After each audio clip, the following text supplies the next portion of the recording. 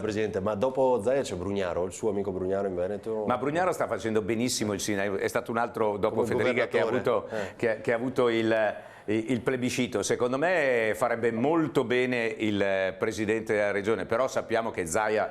Quindi è per il terzo mandato lei, che sarebbe il quarto per Zaia? No, beh, io personalmente non sono per i terzi mandati o quarti mandati, perché credo che dopo 10 anni, in questo caso 15 anni, si è fatto bene il proprio lavoro e secondo me è giusto che, tra l'altro, figure come quella del Presidente Zaia possono essere utilissime, penso, al governo del nostro Paese o addirittura al governo dell'Europa, ma questo è quello, io lo stimo tantissimo Zaia.